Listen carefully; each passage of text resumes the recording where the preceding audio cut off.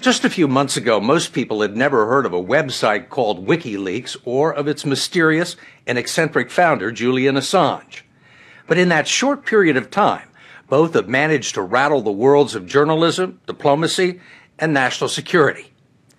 WikiLeaks, which solicits and publishes secrets and suppressed material from whistleblowers around the world, has been under cyber attack from governments that want to shut it down.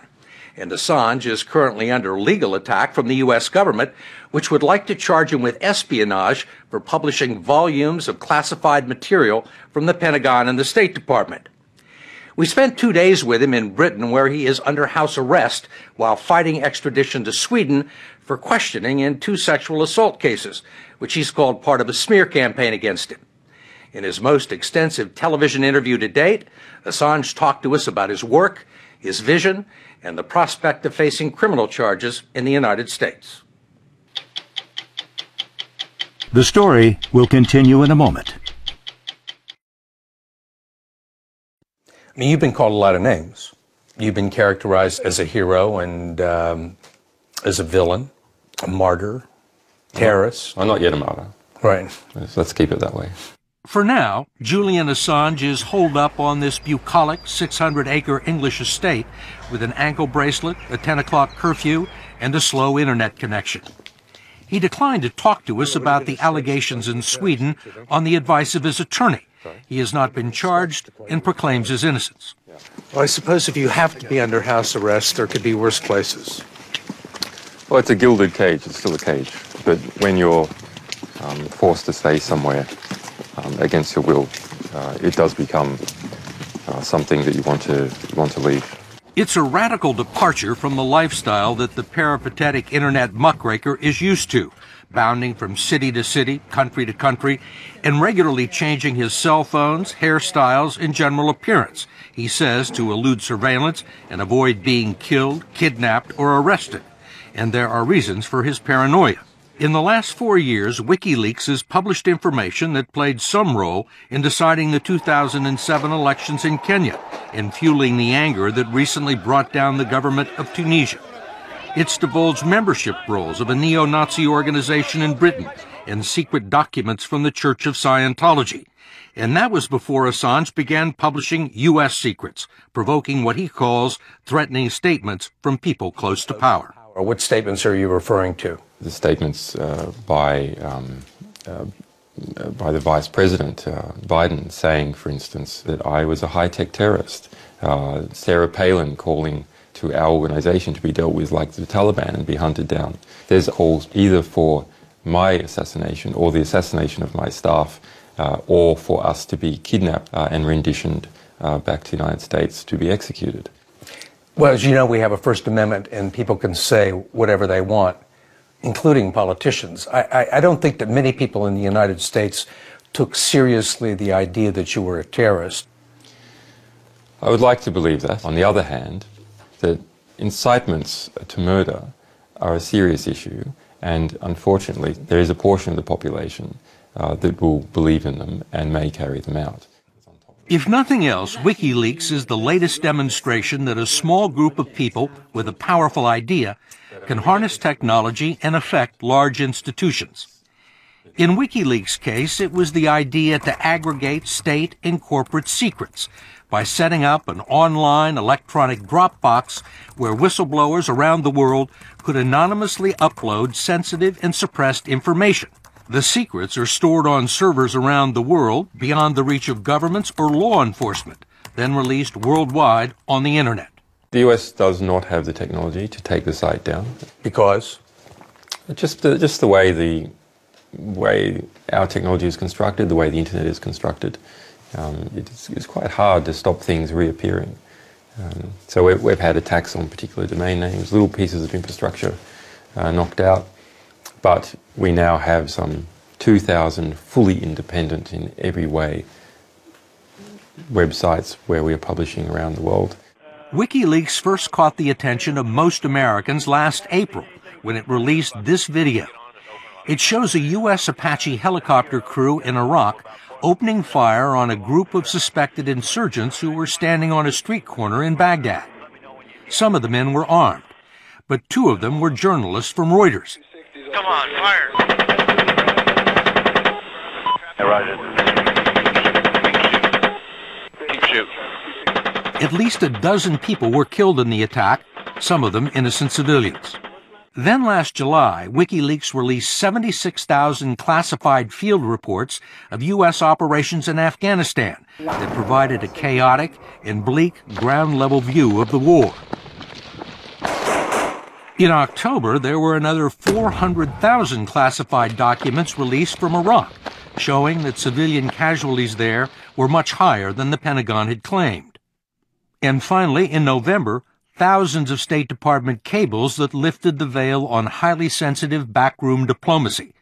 The documents revealed that Arab leaders were lobbying the U.S. to attack Iran, and that the State Department had been secretly collecting intelligence on leaders at the United Nations. It triggered outcries that Assange was a political actor trying to damage the U.S. government. Are you a subversive? I'm sure there are certain views amongst Hillary Clinton and her lot that we are subverting their authority. But you're right. We are subverting illegitimate authority. The question is whether the authority is legitimate or whether it is illegitimate. Do you consider the U.S. State Department a legitimate authority? It's legitimate insofar as its actions are legitimate.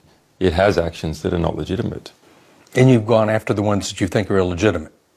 We don't go after. That's a bit of a misconception. We don't go after a particular country. We don't go after a particular organisation or group.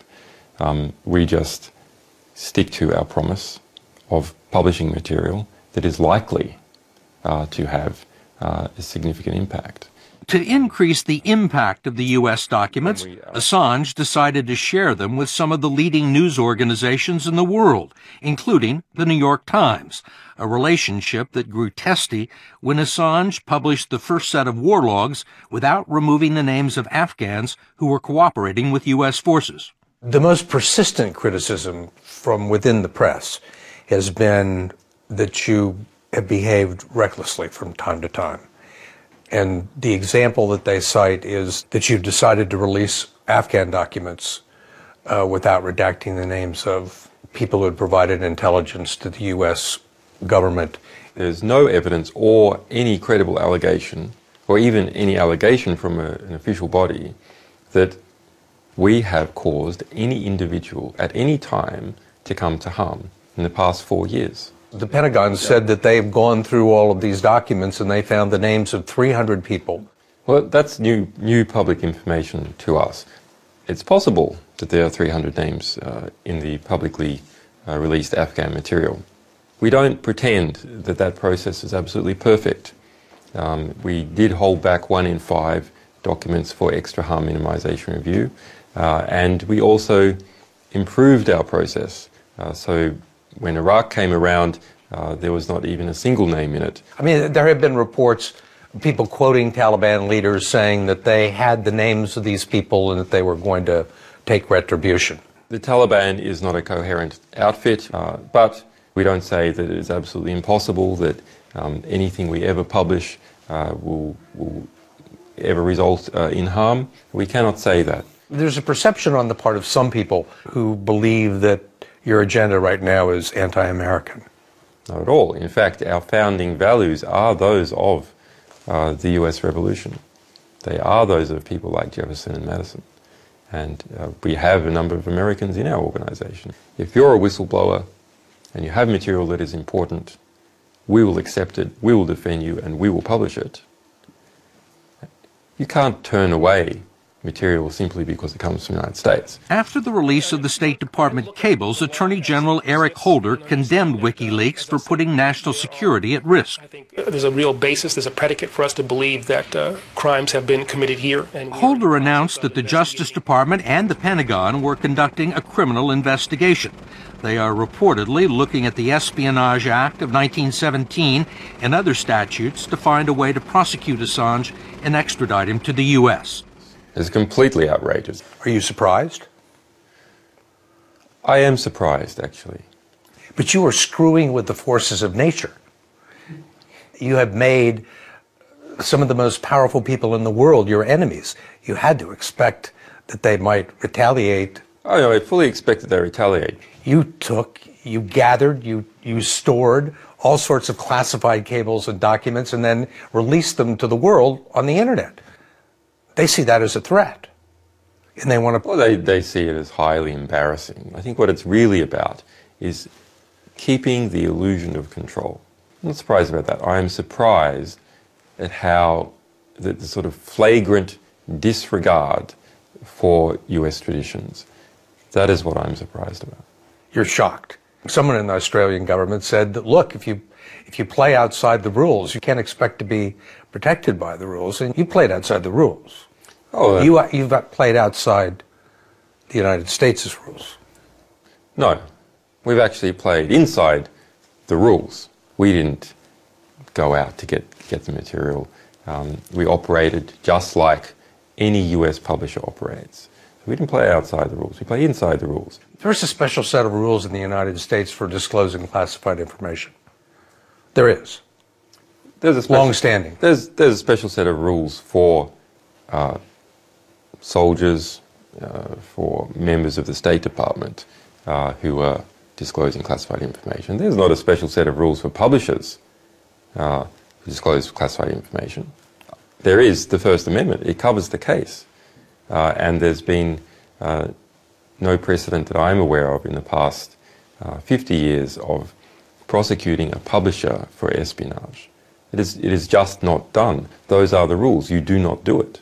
No one has accused Assange of stealing secrets. The Apache video and the classified documents were allegedly provided to WikiLeaks by Private First Class Bradley Manning, a low-level intelligence analyst in Iraq who is accused of copying them from a classified government network that 500,000 people have access to.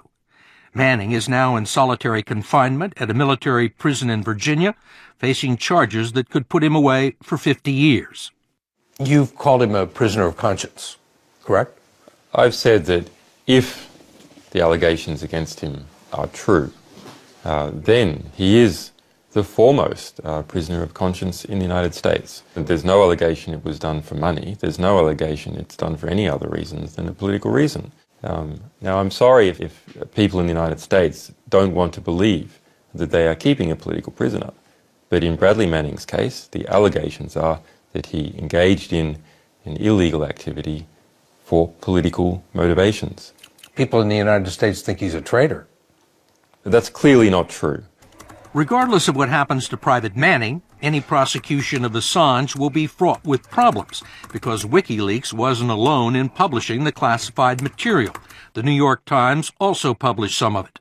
If the government were to try and prosecute WikiLeaks and not the Times, it would likely need to prove that Assange was actively involved in a conspiracy to illegally obtain the documents. Did you encourage anyone to leak this material to you, or have you done anything in connection with the U.S. cases in terms of encouraging an individual to provide you with material? No, never. There are people that believe that it has everything to do with the next threat, that if they don't come after you now, that what they have done is essentially endorsed a small, powerful organization with access to very powerful information, releasing it outside their control. And if they let you get away with it, then they are encouraging... They will have to have freedom of the press. Then they will encourage that it's encouragement to you or to some other organization. And to every other publisher. Absolutely right. Correct. It will be encouragement to every other publisher to publish fearlessly. That's what it will encourage. To publish information much more dangerous than this information. If we're talking about creating threats to small publishers to stop them publishing, the US has lost its way. It has abrogated its founding traditions. It has thrown the First Amendment in the bin because publishers must be free to publish. When we come back, Julian Assange talks about his background, his political beliefs, and some of the things he says are stored in the WikiLeaks computer, including potentially damaging information about American banks.